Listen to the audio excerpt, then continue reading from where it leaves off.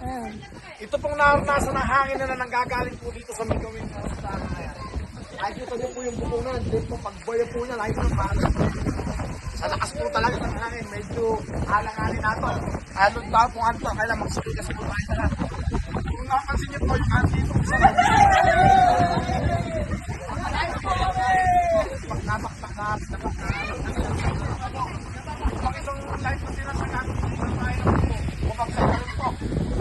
yung talagang matalampag yan, wala na natin ang kalakasan. Pag-antabay po tayo sa mga update na po mamaya at ayaw po mga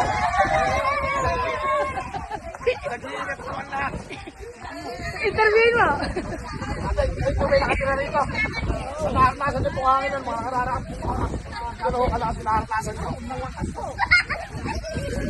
Saan po may bahay niyo, ate? Ayan!